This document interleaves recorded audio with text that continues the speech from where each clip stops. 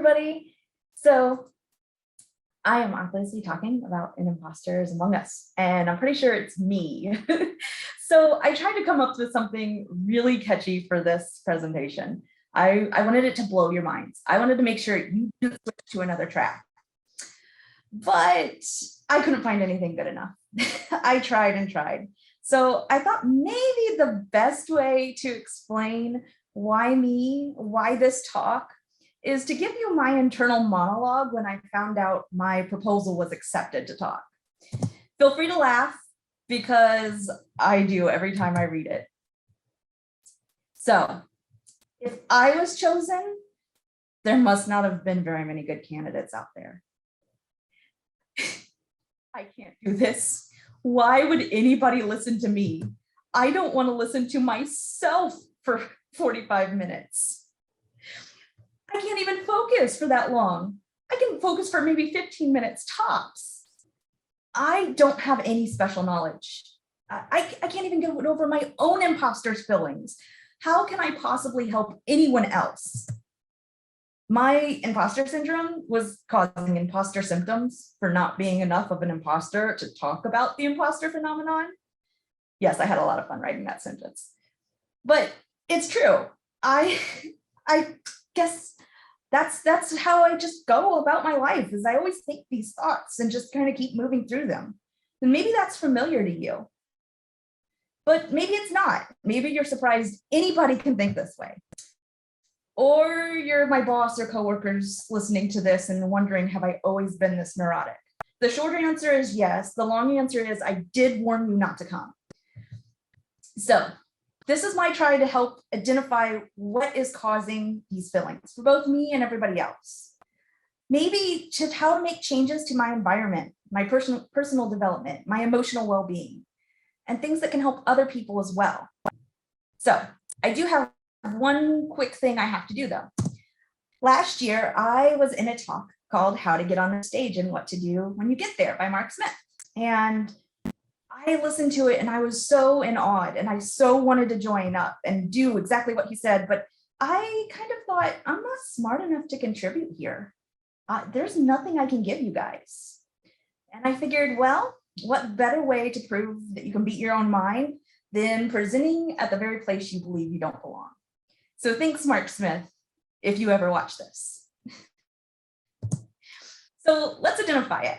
What is it? Well, first, it's not an official psychiatric diagnosis, although scientists have studied it, and they found 3 key attributes that a lot of the imposter symptom sufferers kind of find resonate with them. It didn't resonate with me at first until I started thinking a bit deeper. So I'm going to give you some personal definitions too. So the first attribute they found was a sense of being a fraud. And I kind of added this as you're working hard to achieve the same successes that everybody else is, but you have to work so much harder than them, or it feels like you do. And because you have to work harder, that makes you more of a fraud. The fear of being discovered. And I said, do you ever dread giving a talk like this one? Do you dread applying for a job? And is it because that you're worried new people will see you more clearly than the people who've known you for a long time?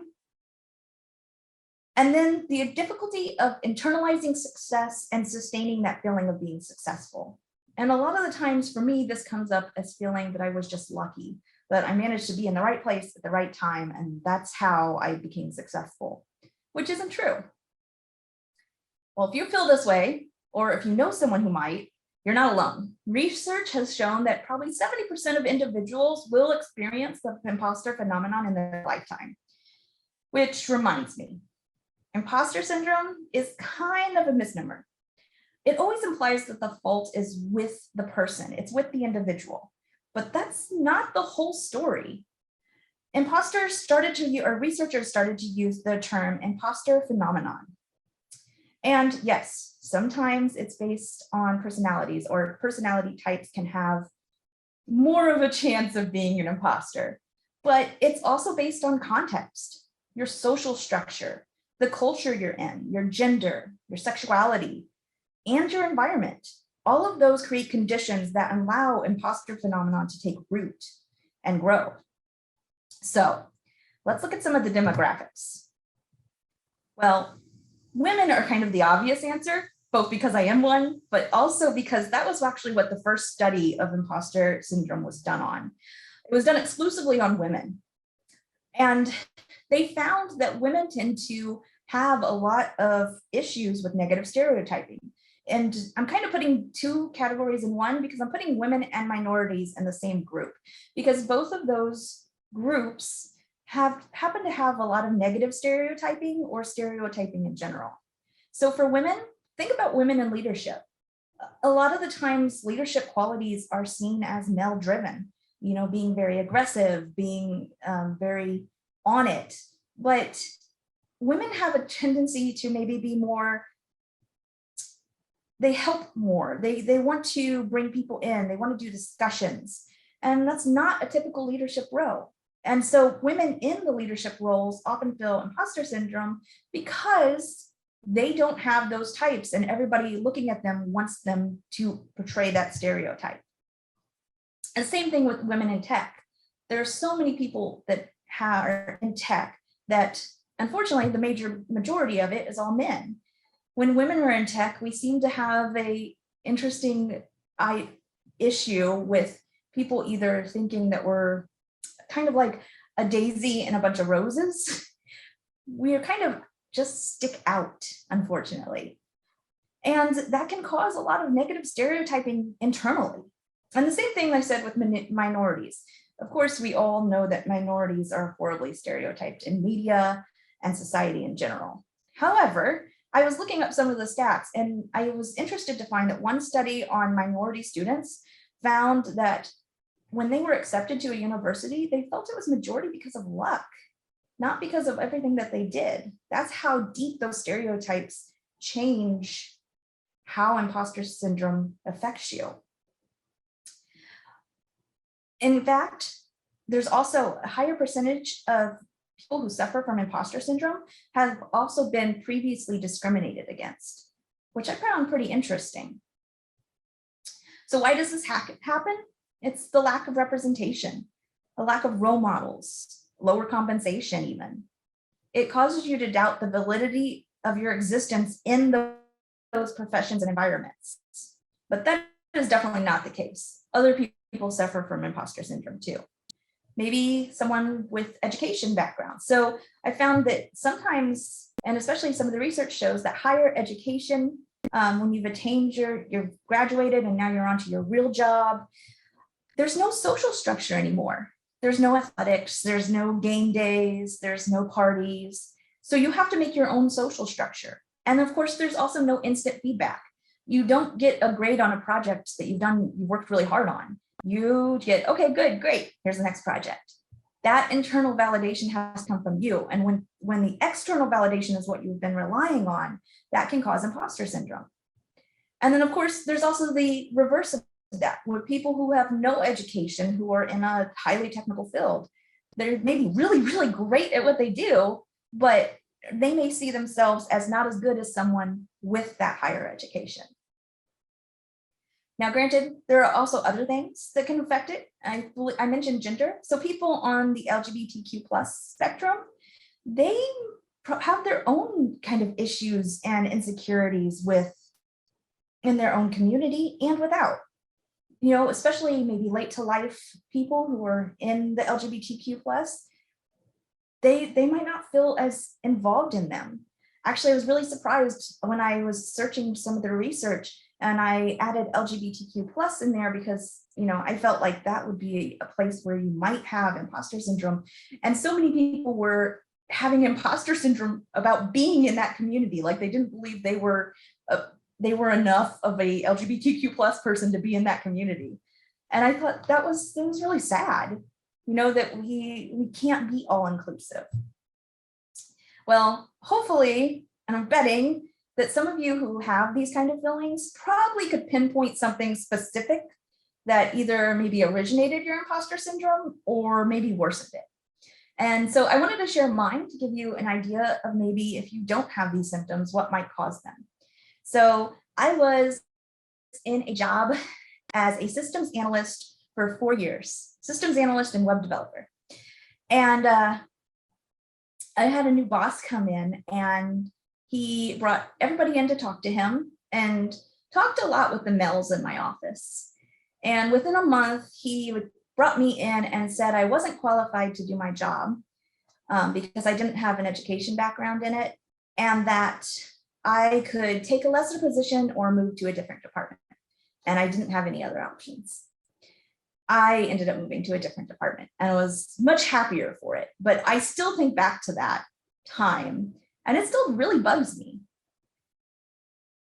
So we've got the demographics.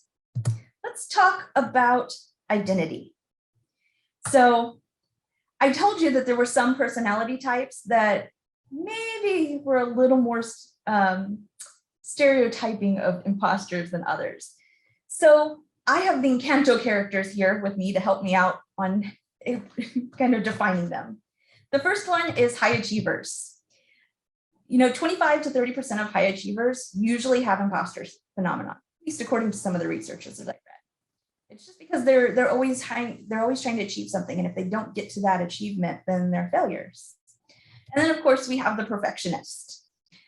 Can't do it 100% all the time, then you're not qualified to do it at all. And then we have the experts. These are the people who need to know everything about something before they use it or talk about it. They want to have all the ins and outs before they even think they have the knowledge or even the will to talk about something, even if they might be very good at the beginning steps. You also have the natural geniuses. These people are really good at this one thing, but they're not so good at everything else. And they have to try really, really hard in order to maintain that level of success for the thing that they're good at. And what this does is it means that because they can't do this one thing, the thing they're good at is just a fluke. It's kind of lucky break that they were good at that because they can't be good at anything else. There's the soloist. These people have to go it by themselves. If they have to ask for help, that means that they're an imposter because they had to ask for help, and that's failure. And then there's the super people. These people give 120% all the time, but when they need a break, when they get burnt out, they consider themselves a failure because they couldn't keep up that standard of 120%. So now that we have kind of some definitions and some demographics, you might be wondering, do you have it? Maybe you already know, or maybe something we talked about is now resonating with you. Well, there's a quiz for that. Actually, there's 4 of them. These are the scales. There's 4 scales that are measure imposter phenomenon by researchers. The Clan's imposter phenomenon scale, that was from 1985. The Harvey imposter scale from 1981. Perceived fraudulent scale from 1991, and the Leary imposterism scale from 2000. Wait, if you're like me, you are now rapidly Googling. Just hold on. I'm going to run you through it really fast. I suggest you grab a calculator and don't overthink it. Just score 1 through 5. Okay, here we go. I have often succeeded on a test or task, even though I was afraid that I would not do well before I undertook the task. I gave the impression that I'm more competent than I really am. I avoid evaluations if possible and have a dread of others evaluating me. When people praise me for something I've accomplished, I'm afraid I won't be able to live up to their expectations of me in the future. I sometimes think I obtained my present position or gained my present success because I happened to be in the right place at the right time or knew the right people. I'm afraid people important to me may find out I'm not as capable as they think I am. I tend to remember the incidents in which I have not done my best more than those times I have done my best. I rarely do a project or task as well as I'd like to do it. Sometimes I feel or believe that my success in life or in my job has been a result of some kind of error. It's hard for me to accept compliments or praise about my intelligence or accomplishments. At times, I feel my success has been due to some kind of luck. 12. I'm disappointed at times in my present accomplishments and think I should have accomplished more. Sometimes I'm afraid others will discover how much knowledge or ability I really lack.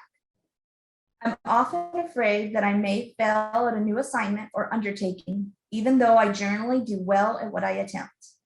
When I've succeeded at something and received recognition of my accomplishments, I have doubts that I can keep repeating that success.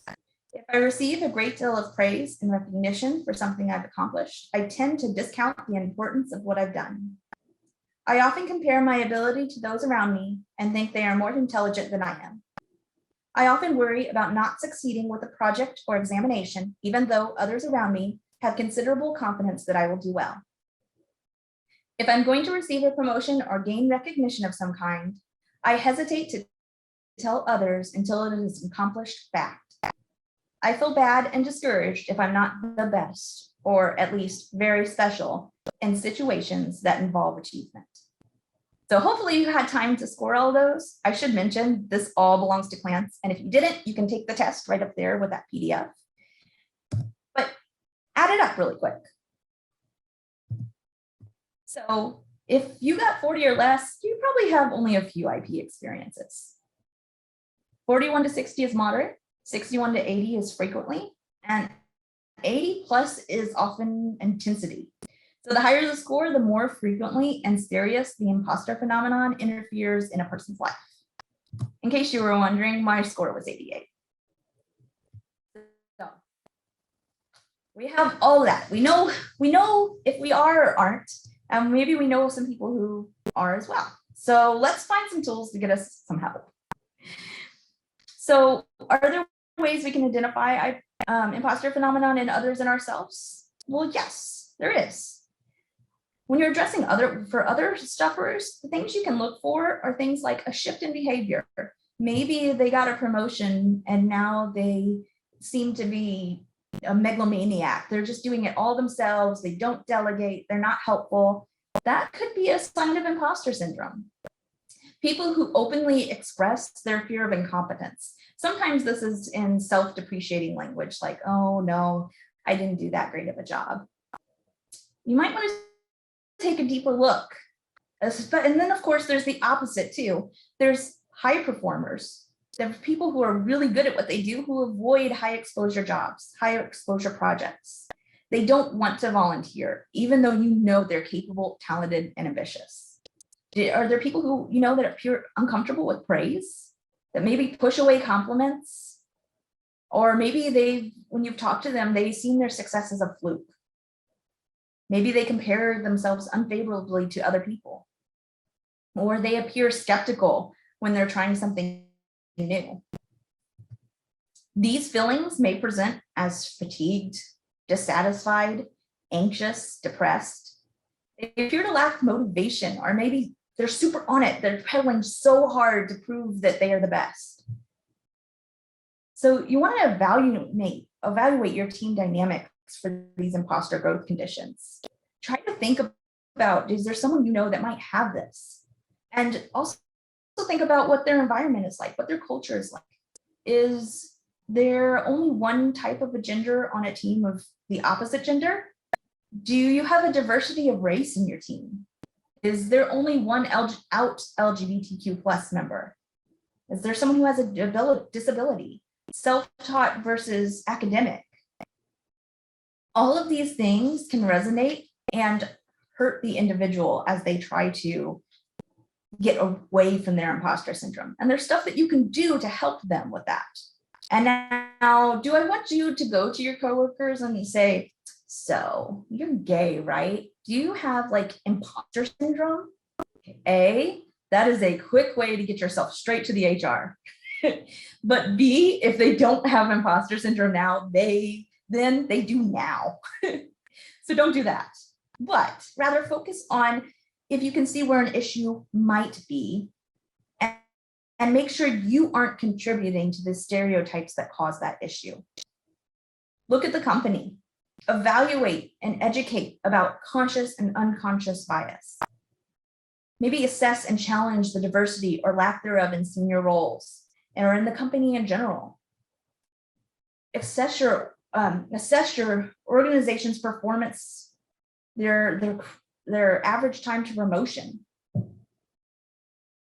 Who is being promoted? Is it just one type of individual? And then we need to change our actions. We need to examine our own beliefs about our team and how this changes our interactions with them. And try to correct that.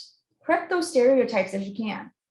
Maybe that's as simple as asking a teammate to share a project with you. Maybe, you don't need the help, but they really like it. Maybe you just hype them up. Always hype legitimately. It's about creating a space for others to feel comfortable as themselves and for you to feel comfortable with yourself. So, how do you look in yourselves to find things that might trigger imposter syndrome?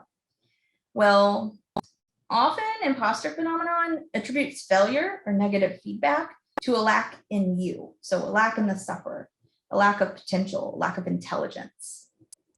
Another thing that could be a trigger for you, which I know it is for me, is someone calling attention to my success.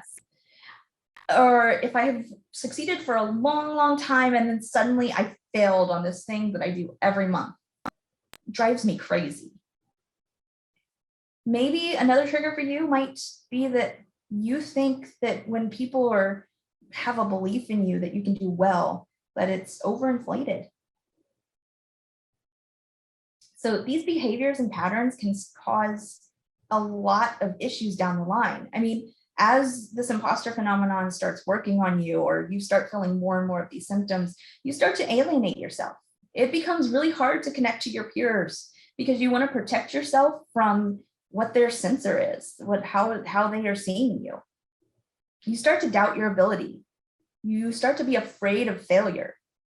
And that can show up in like a tendency to procrastinate. Maybe you wait till the last minute to do something, like printing out your notes for a presentation the next day. Or maybe it's the opposite, where you go so hard at something that you keep pressuring yourself to perform better and better. And when you can't, then you drop down again. Comparing yourself to others is another way that people really have trouble with imposter syndrome, because you're never going to know all the same things that someone else does. Another behavior is kind of the fear of being found out, having low self-esteem, or an overactive sense of self-doubt. One study found that people who have imposter phenomenon often score lower in honesty and modesty. When I first heard that, I was insulted. Excuse me, I am a very honest person. But then I realized it's not honesty about your surroundings. It's not being modest about your surroundings. It's being honest with yourself, especially in how you try to convey to others that you're not an imposter. That you might feel totally incapable and be internally agonizing about it, but portray that you're fine, that you can totally do this. This might also turn into an issue about ambition. Maybe you're really ambitious. You maybe have a need to be successful. Maybe you have a need to achieve something significant. Me, not so much.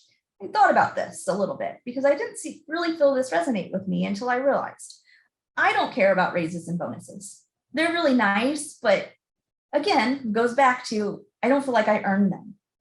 However, for ambitious, I have a lot of existential dread at night when I think that I could pass away and no one would remember me for anything.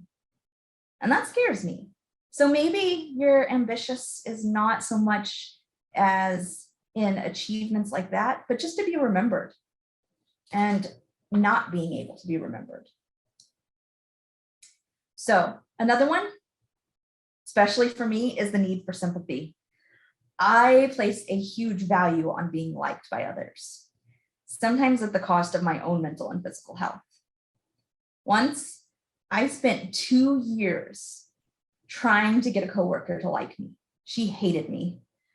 I did extra work. I went out of my way to do projects for her. When she had a bad day one day, I anonymously, because I knew she wouldn't take it from me, gave her a candy bar, her favorite one, and put it on her desk and ran away so she wouldn't see me. I later found the unopened candy bar in the trash. I guess she figured out who gave it to her. But all of those items, that need for sympathy, that need to connect with people, can also be part of an imposter phenomenon. I mean, it's that need for them to feel that you're not a failure.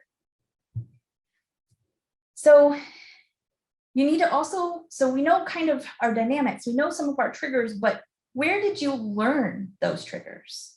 When did you learn your strategy to be perfect? Think about what connections to the past you had that made you camouflage your vulnerability.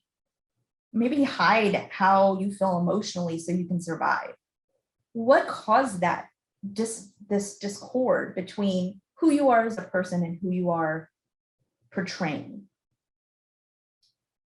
So what can we do about it? We found the tools, now we need to use them.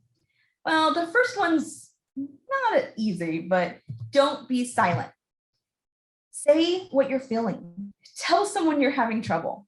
Let people see your faults. What's the worst that can happen? They're probably not going to think less of you. In fact, they're probably going to actually think more of you because you were brave enough to do so. Tell others, talk to others. Now, of course, this can mean therapist, but maybe just a mentor. Find someone safe who's been through similar situations and talk to them. Tell them what you're feeling. Don't dismiss what others have to say about you.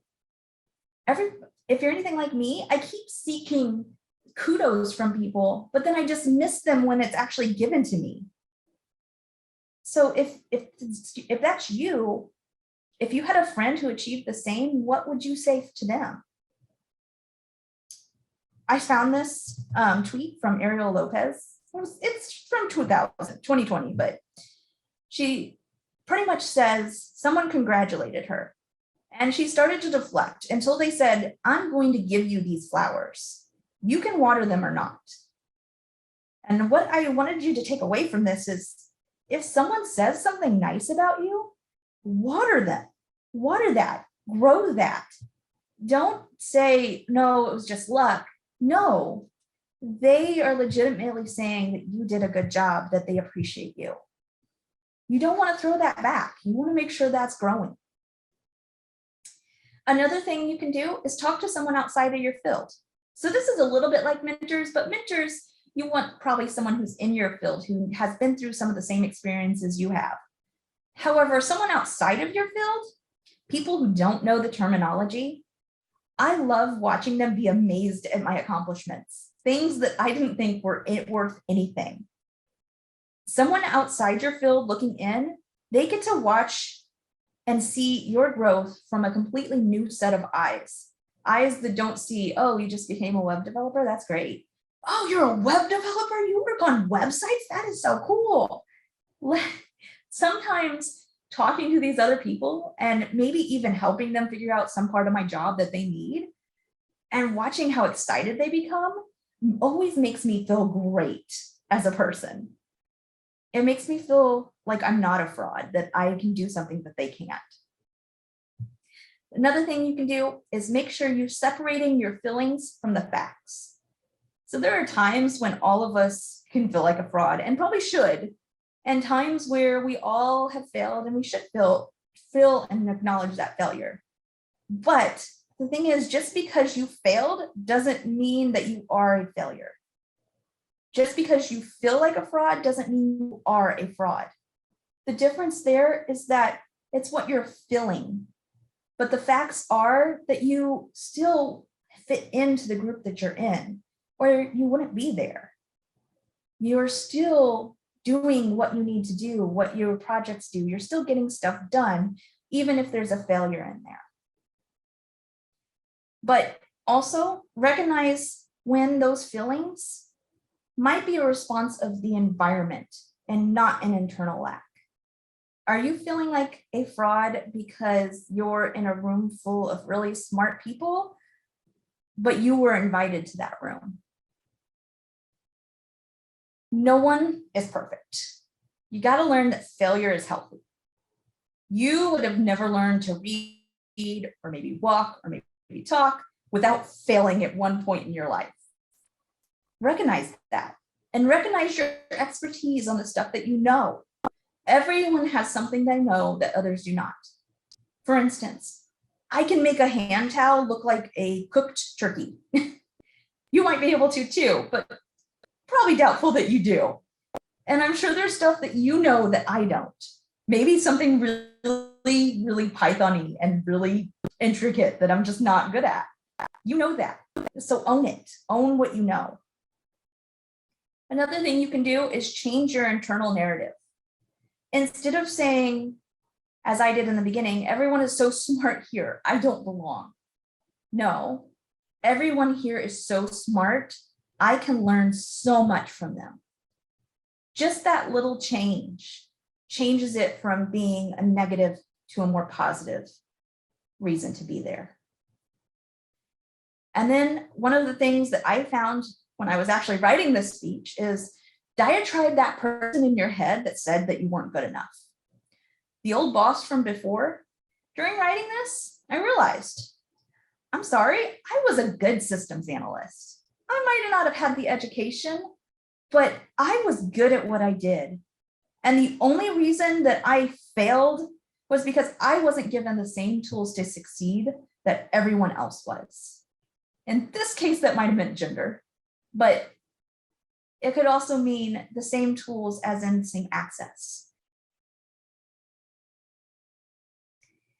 Don't depend on external validation. Start using internal validation. Monitor how you talk to yourself. Start giving positives. I am proud of this that I did.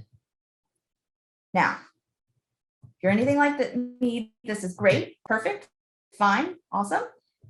But I like a little more practical knowledge. Like, this isn't the best for me. So here's some practical stuff you can do. You could write out a career map. Here's mine, or at least a rough one of mine. You know, you can put in where you've come from and where you're going. This is just a straight one. This just shows my jobs and my education. But if I really wanted to create a big career map that listed things that I was proud of, well, I can add these things. I can add being a director for a local musical. It's not Python-y or web developer related, but I'm really proud of that. And I've now presented at Python Web Conference. I'm very, very proud of that. Or at least I've half presented. Other things you can do, you can create a vision board. So it's similar to your career map, but add things, add your goals, add some unique talents that you have, knowledge that you have, even make it like a mini resume, but a fun one. Add in why you want your goals. Make sure that you're achieving them for you and not for someone else. Maybe you want to add in what happens if you don't reach them. Does it matter? The other thing you can do is keep a work journal now and write down all your positive feedback that you've gotten or anything that makes you feel good or successful. Now, work journals are kind of boring for me. So I have this. Yes, this is a Zelda box and it's supposed to be a bank. But what I do is if I find something that makes me really happy or really excited about my job or something I've learned that I'm really excited about or something someone said, I grab a little slip of paper and I write it down. So this one is, my professor noticed that I would always give my classmates a chance to answer before I did. And I don't know, it just made me feel good about myself that my professor noticed me that closely and knew that I knew the answer, but yeah. So that's my thing. I like to have it in a little box so that it's nice and pretty and I can kind of just slip the little slip in there and I can go on with my life and have a little box of praise. The other thing you can do, this one is one of my favorites. It's body language. I know everybody says that, but no, seriously, have you ever gotten maybe upset or really I'm going to show them and, Your shoulders go back, your chest goes out, head goes up, and you're like marching along. Every time I do that, I feel like I am the most powerful person in the room. I'm that like, and then I'll admit, I start going down like, oh no, I shouldn't do this. I'm like, no, I am mad. I'm going to keep that chin up until I can't do it anymore. I just keep going that way. That body language, that making yourself feel bigger is a great way of trying to tricking your mind into you not feeling like an imposter. How can you feel like an imposter if you are out and ready to go? Make it about collaboration and not competition. You mean comparing to others can help you grow, but not at the expense of your self-worth. So try to stop negatively competing. Try to start changing that narrative to positively helping. Help people. Go out of your way to be like, hey, do you want some help with that? Even if it's a littlest thing as, opening an elevator door for someone so they don't have to push the button. And then the other thing I would like you to do is try to develop and implement rewards for your success. Maybe that's as simple as putting it in a box, but it could be other things like, having a little tiny jam session at your desk. Yeah, so fun. Or maybe a special cup of coffee. So I wanted to add, the reason why I added this one in is actually a trick that I was taught online, which was I forget and misplace my keys or my car or my drink or my phone lots and lots of times. And I found this trick online where you say a nonsense sentence and then you remember where, and then with it, you add in where you were. So today, I believe my nonsense sentence was something about the red monkey lives on the orange H floor, which is the third floor of the parking garage, which happens to be my car and where my car's parked. But I put a marker on it in my head. I made sure that my brain said, you're going to remember this because it's silly. Do the same thing for your positives of your life. Maybe don't make a nonsense sentence to remember it, but put a marker on it. Do something special to say, hey, I succeeded on this day, and try to remember that. Now, also, you can check out the end of this presentation. I've included all my references. I've included some books that I found and some worksheets that you can read and do. So you might have some insights that I missed. And notice, I didn't say from people smarter than me, although I really wanted to. So now, what else can you do?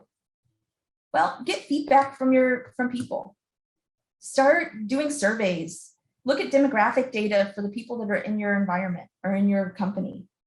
Make sure surveys are a safe place to discuss things, though. Don't use the data to change the employee. Use the data to change the environment. Make your area a safe place. For supervisors, maybe this means allowing employees to become more of a decision maker on projects. Defer to the employees during meetings or in emails. The employee was selected because they had the skills for the job. This allowing them to be the decision makers helps boost confidence and shows that you trust them. Give projects that stretch people, and then give feedback. People are different. They learn and demonstrate skills in different ways. Recognize that and be ready for it. For anyone else, make it safe to brainstorm in your team. Challenge that status quo, but don't reject expressions of ideas and opinions.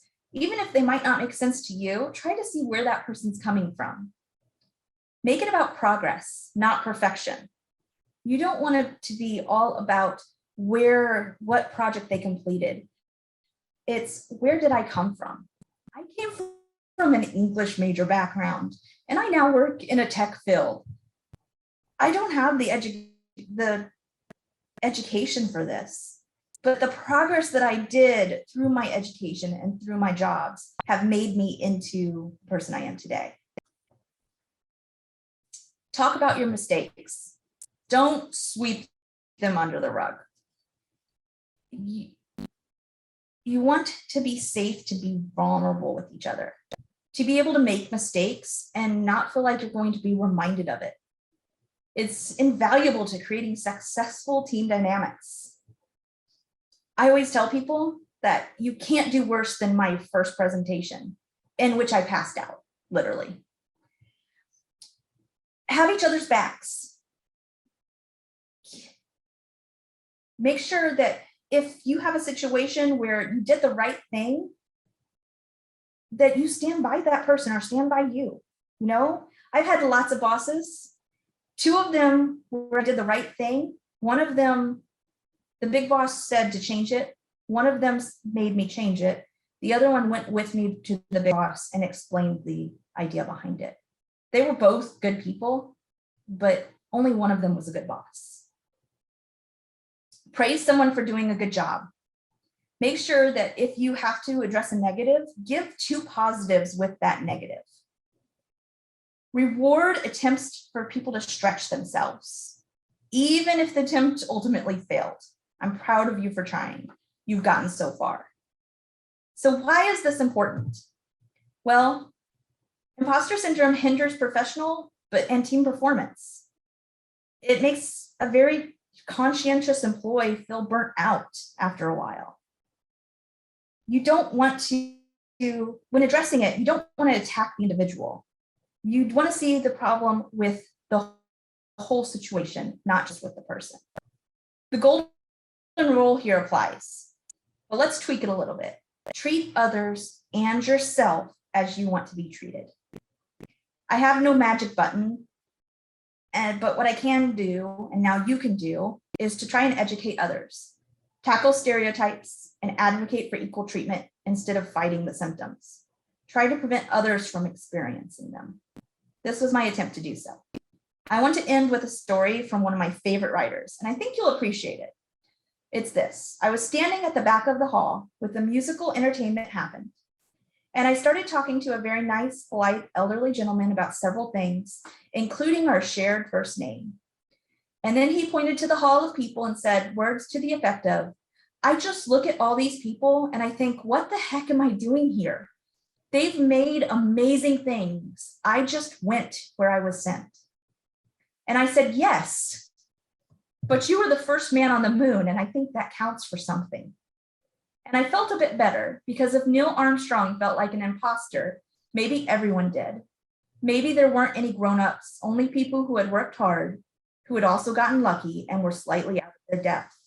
All of us doing the best job we could, which is all we can really hope for. Thank you so much.